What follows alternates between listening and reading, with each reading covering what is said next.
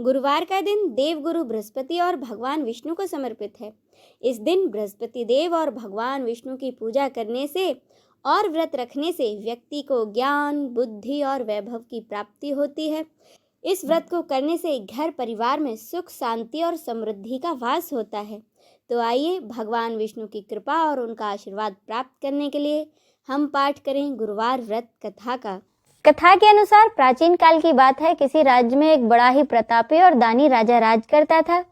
वह हर गुरुवार को व्रत रखता था और दीन दुखियों की मदद किया करता था, परंतु ये बात उसकी रानी को बिल्कुल अच्छी नहीं लगती थी। वह न तो व्रत करती थी और ना ही दान पुण्य में विश्वास रखती थी।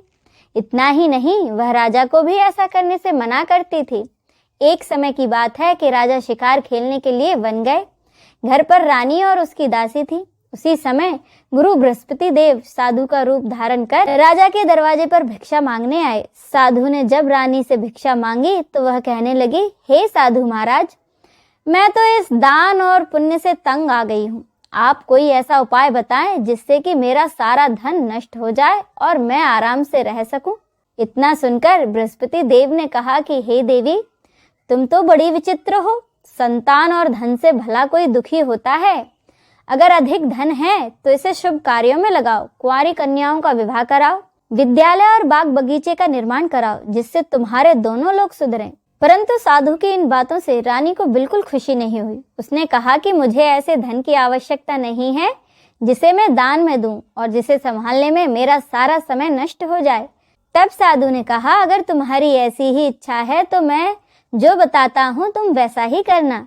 गुरुवार के दिन तुम अपने घर को गोबर से लीपना, अपने बालों को पीली मिट्टी से धोना, राजा से हजामत बनाने को कहना, भोजन में मांस मदिरा का प्रयोग करना, कपड़े धोबी के यहाँ धुलने देना। इस प्रकार 7 बृहस्पतिवार करने से तुम्हारा समस्त धन नष्ट हो जाएगा। इतना कहकर साधु के रूप में आए बृहस्पति देव वहां से अंतर्धान हो गए। साधु के कहे अनुसार रानी को केवल 3 ही बृहस्पतिवार बीते थे कि उसकी समस्त धन संपत्ति नष्ट हो गई। तब एक दिन राजा रानी से बोला कि रानी, तुम यहीं रहो, मैं दूसरे देश जाता हूँ, क्योंकि यहाँ पर सभी लोग मुझे जानते हैं, इसीलिए मैं कोई छोटा काम नहीं कर सकता। ऐसा कहकर राजा दूसरे देश चला गया। वहाँ वह जंगल से लकड़ी काट कर लाता और शहर में जाकर बेचता। इस तरह वह अपना जीवन व्यतीत करने लगा। इधर राजा के परदेश जाते ही रानी और दासी दुखी रहने लगी। एक बार जब रानी और उसकी दासी को 7 दिन तक बिना भोजन के रहना पड़ा तो रानी ने अपनी दासी से कहा कि दासी, पास ही के नगर में मेरी बहन रहती है, वह बड़ी धनवान है, तू उसके पास जा और कुछ ले आ ताकि थोड़ी बहुत गुजर बसर हो जाए। दासी रानी की बहन के पास गई। उस दिन गुरुवार था और रानी की बहन उस समय बृहस्पतिवार व्रत कथा सुन रही थी। दासी ने रानी की बहन को अपनी रानी का संदेशा सुनाया, लेकिन रानी की बड़ी बहन ने कोई उत्तर नहीं दिया। जब दासी को रानी की बहन से कोई उत्तर नहीं मिला तो वह बड़ी दुखी हुई और उसे क्रोध भी आया। दासी ने वापस आकर रानी को सारी बात बता दी। ये सब सुन रानी ने अपने भाग्य को कोसा। उधर रानी की बहन ने सोचा कि मेरी बहन की दासी आई थी, परंतु मैंने उससे कुछ नहीं कहा, इससे वो बड़ी दुखी हुई होगी। कथा सुनकर और पूजा समाप्त करके वह अपनी बहन के घर आई और कहने लगी कि बहन, मैं बृहस्पतिवार का व्रत कर रही थी, तुम्हारी दासी मेरे घर आई थी, परंतु जब तक कथा पूरी नहीं होती तब तक ना तो उठते हैं ना ही कुछ बोलते हैं, इसीलिए मैं नहीं बोली। बताओ दासी, क्यों आई थी? रानी बोली, बहन, तुमसे क्या छुपाऊं, हमारे घर में खाने तक को अनाज नहीं है। ऐसा कहते कहते रानी की आंखें भर आईं। उसने दासी समेत पिछले 7 दिनों से भूखे रहने की पूरी बात अपनी बहन को बता दी। रानी की बहन बोली, देखो बहन, भगवान बृहस्पति देव सबकी मनोकामनाओं को पूरा करते हैं। देखो, शायद तुम्हारे घर में कहीं अनाज रखा हो। पहले तो रानी को विश्वास नहीं हुआ, पर बहन के आग्रह करने पर उसने अपनी दासी को अंदर भेजा तो उसे सचमुच अनाज से भरा एक घड़ा मिला। यह देखकर दासी बड़ी हैरान हुई। दासी रानी से कहने लगी कि रानी, जब हमको भोजन नहीं मिलता था तो हम व्रत ही तो करते थे, इसीलिए क्यों ना इनसे व्रत और कथा की पूरी विधि पूछ ली जाए ताकि हम भी व्रत कर सकें। तब रानी ने अपनी बहन से बृहस्पतिवार व्रत के बारे में पूछा। उसकी बहन ने बताया, बृहस्पतिवार के व्रत में चने की दाल और गुड़ केले की जड़ में अर्पित करें तथा दीपक जलाएं। व्रत कथा सुने और पीला भोजन ही करें। इससे बृहस्पति देव और भगवान विष्णु दोनों ही प्रसन्न होते हैं। व्रत और पूजा की विधि बताकर रानी की बहन अपने घर लौट गई। 7 दिन के बाद जब गुरुवार आया तो रानी और दासी ने व्रत रखा। वह घुड़साल में जाकर चना और गुड़ ले आईं। फिर उससे केले की जड़ तथा भगवान विष्णु की पूजा की। अब पीले भोजन की चिंता को लेकर दोनों बड़ी दुखी हुई, क्योंकि उन्होंने व्रत तो रखा था, इसीलिए बृहस्पति देव उनसे प्रसन्न थे। वह एक साधारण व्यक्ति का रूप धारण कर 2 थालों में पीला भोजन दासी को दे गए। भोजन पाकर दासी बड़ी प्रसन्न हुई और फिर रानी के साथ मिलकर भोजन ग्रहण किया।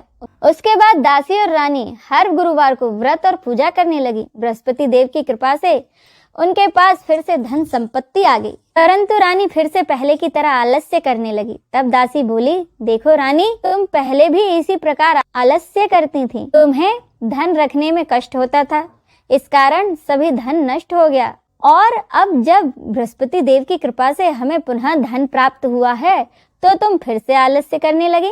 रानी को समझाते हुए दासी कहती है कि बड़ी मुसीबतों के बाद तो हमने ये धन पाया है, इसीलिए हमें दान पुण्य करना चाहिए, भूखों को भोजन कराना चाहिए, धन को शुभ कार्यों में खर्चना चाहिए। इससे तुम्हारे कुल का यश बढ़ेगा, स्वर्ग की प्राप्ति होगी और पितृ प्रसन्न होंगे। दासी की बात मानकर रानी अपना धन शुभ कार्यों में खर्चने लगी, जिससे कि पूरे नगर में उसका यश फैलने लगा। एक दिन राजा दुखी होकर जंगल में एक पेड़ के नीचे आसन जमाकर बैठ गया। वह अपनी दशा को याद करके व्याकुल होने लगा। बृहस्पतिवार का दिन था। एकाएक राजा ने देखा कि उस निर्जन वन में एक साधु प्रकट हुए। वह साधु वेश में आए कोई और नहीं, बृहस्पति देव थे। लकड़हारे के सामने आकर बोले कि लकड़हारे, इस सुनसान जंगल में तुम चिंता मग्न क्यों बैठे हो? लकड़हारे ने दोनों हाथ जोड़कर प्रणाम किया और उत्तर दिया कि महात्मा जी, आप सब कुछ जानते हैं, मैं क्या कहूँ। यह कहकर राजा रोने लगा और साधु को अपनी आत्मकथा सुनाई। साधु वेश में आए बृहस्पति देव ने कहा, तुम्हारी स्त्री ने बृहस्पति के दिन बृहस्पति भगवान का निरादर किया था, जिसके कारण रुष्ट होकर उन्होंने तुम्हारी यह दशा कर दी। अब तुम चिंता को दूर करके मेरे कहने पर चलो, तुम्हारे सब कष्ट दूर हो जाएंगे और भगवान पहले से भी अधिक तुम्हें धन संपत्ति देंगे। तुम बृहस्पति के दिन कथा किया करो, 2 पैसे के चने मुनक्का लाकर उसका प्रसाद बनाओ और शुद्ध जल से लोटे में शक्कर मिलाकर अमृत तैयार करो। कथा के बाद अपने सारे परिवार और सुनने वाले प्रेमियों में अमृत व प्रसाद बांटकर दूध भी ग्रहण करो। ऐसा करने से भगवान तुम्हारी सभी मनोकामनाओं को पूरा करेंगे। साधु के ऐसे वचन सुनकर लकड़हारा बोला कि हे भगवान, मुझे लकड़ी बेचकर इतना पैसा नहीं मिलता कि जिससे मैं भोजन के उपरांत कुछ बचा सकूं। मैंने रात में अपनी स्त्री को व्याकुल देखा है, मेरे पास कुछ पैसे भी नहीं जिससे कि मैं उसकी खबर मंगा सकूं। साधु ने कहा कि लकड़हारे, तुम किसी बात की चिंता मत करो। बृहस्पति के दिन तुम रोजाना की तरह लकड़ियां लेकर शहर जाओ। तुमको रोज से दुगना धन प्राप्त होगा, जिससे तुम भली भांति भोजन कर लोगे तथा बृहस्पति देव की पूजा का सामान भी आ जाएगा। इतना कहकर वह साधु अंतर्धान हो गए। धीरे धीरे समय व्यतीत होने पर फिर से बृहस्पतिवार का दिन आया। लकड़हारा जंगल से लकड़ी काटकर शहर में बेचने गया। उसे उस दिन लकड़ियों का दाम अधिक मिला। राजा ने चना गुड़ आदि लेकर गुरुवार का व्रत किया। उस दिन से उसके सभी कष्ट दूर हो गए। परंतु जब दोबारा गुरुवार आया तो बृहस्पतिवार का व्रत राजा करना भूल गया। इस कारण बृहस्पति भगवान नाराज हो गए। उस दिन उस नगर के राजा ने विशाल यज्ञ का आयोजन किया था तथा शहर में यह घोषणा करा दी कि कोई भी मनुष्य अपने घर में भोजन न बनाए, न आग जलाए। समस्त जनता मेरे यहाँ आकर भोजन करे। इस आज्ञा को जो न मानेगा उसे फांसी की सजा दी जाएगी। इस तरह की घोषणा संपूर्ण नगर में करवा दी गई। राजा की आज्ञा के अनुसार शहर के सभी लोग भोजन करने गए, लेकिन लकड़हारा कुछ देर से पहुंचा, इसीलिए राजा उसको अपने साथ अपने घर ले गए और अपने घर जाकर उसे भोजन करा रहे थे। तो रानी की दृष्टि उस खुंटी पर पड़ी जिस पर कि उसका हार लटका हुआ था, पर वह हार वहां दिखाई नहीं दिया। रानी ने निश्चय किया कि मेरा हार इसी मनुष्य ने चुरा लिया। उसी समय सिपाहियों को बुलाकर उस लकड़हारे को जेल में बंद करवा दिया गया। जब लकड़हारा कारागार में पड़ गया और बहुत दुखी होकर विचार करने लगा कि न जाने मेरे कौन से पूर्व जन्म के कर्म से मुझे यह दुख प्राप्त हुआ है, और उसी साधु को याद करने लगा जो कि जंगल में मिला था। उसी समय तत्काल बृहस्पति देव साधु के रूप में प्रकट हुए और उसकी दशा को कहने लगे, अरे मूर्ख, तूने बृहस्पति देव की कथा नहीं करी, इस कारण तुझे यह दुख प्राप्त हुआ है। अब चिंता मत कर, बृहस्पतिवार के दिन कारागार में ही दरवाजे पर 4 पैसे पड़े मिलेंगे, उनसे तू बृहस्पति देव की पूजा करना, तेरे सभी कष्ट दूर हो जाएंगे। साधु के कहे अनुसार बृहस्पतिवार के दिन उसे 4 पैसे मिले। लकड़हारे ने कथा कही।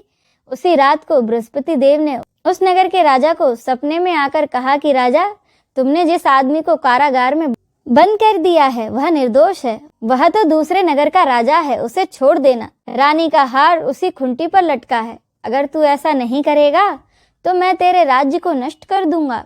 इस तरह रात के सपने को देखकर राजा प्रातःकाल उठा और खुंटी पर हार देखकर लकड़हारे को बुलाकर क्षमा मांगी तथा लकड़हारे को सुयोग्य वस्त्र आभूषण देकर उसे विदा किया। बृहस्पति देव की आज्ञा अनुसार लकड़हारा अपने नगर को चल दिया। राजा जब अपने नगर के निकट पहुंचा तो उसे बड़ा आश्चर्य हुआ। नगर में पहले से अधिक बाग बगीचे, तालाब, कुएं और बहुत सी धर्मशालाएं और मंदिर बन गए थे। राजा ने पूछा, यह किसका बाग और धर्मशाला है? तब नगर के सब लोग कहने लगे, यह सब रानी और उसकी दासी के हैं। तो राजा को बड़ा आश्चर्य हुआ और गुस्सा भी आया। जब रानी ने यह खबर सुनी कि राजा आ रहे हैं तो उन्होंने बांदी से कहा कि दासी, देखो राजा हमको कितनी बुरी हालत में छोड़ गए थे, हमारी ऐसी हालत देखकर वह लौट न जाए, इसीलिए तू दरवाजे पर खड़ी हो जा। आज्ञा अनुसार दासी दरवाजे पर खड़ी हो गई। राजा जब आए तो उन्हें अपने साथ लेवा लाई। तब राजा ने क्रोध करके अपनी रानी से पूछा, यह धन तुम्हें कैसे प्राप्त हुआ है? तब उन्होंने कहा, हमें यह सब धन बृहस्पति देव के कृपा से प्राप्त हुआ है। राजा ने निश्चय किया कि अब 7 रोज बाद सभी बृहस्पति देव का पूजन करते हैं, परंतु मैं प्रतिदिन 3 बार कहानी तथा रोज व्रत किया करूंगा। अब हर समय राजा के दुपट्टे में चने की दाल बंधी रहती तथा दिन में 3 बार कहानी कहता। एक रोज राजा ने विचार किया, चलो अपनी बहन के यहाँ हो आऊं। इस तरह निश्चय कर राजा घोड़े पर सवार होकर अपनी बहन के यहाँ को चलने लगा। मार्ग में उसने देखा कि कुछ आदमी एक मुर्दे को ले जा रहे हैं। उन्हें रोककर राजा कहने लगा, अरे भाइयों, मेरी बृहस्पति देव की कथा तो सुन लो। वे बोले, लो हमारा आदमी मर गया है और इसको अपनी कथा की पड़ी है। परंतु कुछ आदमी बोले, अच्छा कहो, हम तुम्हारी कथा भी सुनेंगे। राजा ने दाल निकाली और जब कथा आदि हुई तो मुर्दा हिलने लग गया और जब कथा समाप्त हो गई तो वह मुर्दा राम राम करके मनुष्य की तरह उठ खड़ा हो गया। आगे मार्ग में उसे एक किसान खेत में हल चलाता मिला। राजा ने उसे देखा और उससे बोले, अरे भैया, तुम मेरी बृहस्पतिवार की कथा सुन लो। किसान बोला, जब तक मैं तेरी कथा सुनूंगा तब तक 4 हरिया तो जोत लूंगा, जा अपनी कथा किसी और को सुनाना। राजा के खेत से हटते ही बैल पछाड़ खाकर गिर गए तथा किसान के पेट में बड़ी जोर का दर्द होने लगा। उसी समय उसकी माँ रोटी लेकर आई। उसने जब देखा तो अपने पुत्र से सब हाल पूछा। बेटे ने सभी हाल अपनी माँ से कह दिया तो उसकी माँ दौड़ी दौड़ी उस घुड़सवार के पास गई और उससे बोली कि मैं तेरी कथा सुनूंगी, तू अपनी कथा मेरे खेत पर चलकर ही कहना। राजा उसके खेत पर जाकर कथा कहने लगा, जिसके सुनते ही वह बैल उठ खड़े हुए तथा किसान के पेट का दर्द भी बंद हो गया। राजा अपनी बहन के घर पहुंचा। बहन ने भाई की खूब मेहमानी की। दूसरे रोज प्रातःकाल राजा जगा तो वह कहने लगा कि सब लोग भोजन कर रहे हैं। राजा अपनी बहन से कहा, ऐसा कोई मनुष्य नहीं है जिसने कि भोजन नहीं किया हो और मेरी बृहस्पतिवार की कथा सुन ले। उसकी बहन बोली, भैया, यह देश ऐसा ही है, यहाँ के लोग पहले भोजन करते हैं, बाद में दूसरे काम। तो राजा ने कहा कि देख लो, अगर कोई पड़ोस में हो तो बताओ। वह बोली, ठीक है। वह ऐसा कहकर देखने चलेगी, परंतु उसे कोई ऐसा व्यक्ति नहीं मिला जिसने कि भोजन न किया हो। अंत में वह एक कुम्हार के घर गई जिसका लड़का बीमार था। उसे मालूम हुआ कि उनके यहाँ 3 रोज से किसी ने भोजन नहीं किया है। रानी ने अपने भाई की कथा सुनने के लिए कुम्हार से कहा तो वह तैयार हो गया। राजा ने जाकर बृहस्पतिवार की कथा कुम्हार के यहाँ कही, जिसको सुनकर उसका लड़का ठीक हो गया। अब तो राजा की प्रशंसा होने लगी। एक रोज राजा ने अपनी बहन से कहा कि बहन, हम अपने घर को जाएंगे। तुम भी तैयार हो जाओ। राजा की बहन ने अपनी सास से कहा कि सासू माँ, मैं अपने मायके जा रही हूँ। तो उसकी सास ने कहा, ठीक है चली जाओ, लेकिन अपने लड़कों को मत ले जाना, क्योंकि तेरे भाई के कोई औलाद नहीं है। बहन ने अपने भाई से कहा कि भैया मैं तो चलूंगी, पर कोई बालक नहीं जाएगा। राजा बोला कि जब कोई बालक ही नहीं चलेगा तब तुम ही क्या करोगी। बड़े दुखी मन से राजा अपने नगर को लौट आया और सारी बातें अपनी रानी को बताई। रानी बृहस्पति देव से प्रार्थना करने लगी और कहने लगी कि हे बृहस्पति देव, हमें आपने सब कुछ दिया है, हमें एक औलाद भी अवश्य दें। उसी रात को बृहस्पति देव ने राजा को सपने में कहा कि राजा उठ, सभी सोच त्याग दे, तेरी रानी गर्भ से है। राजा यह बात सुनकर बड़ा खुश हुआ। 9वें महीने में रानी के गर्भ से एक सुंदर पुत्र पैदा हुआ। तब राजा बोला कि रानी, स्त्री बिना भोजन करे रह सकती है, पर बिना कहे नहीं।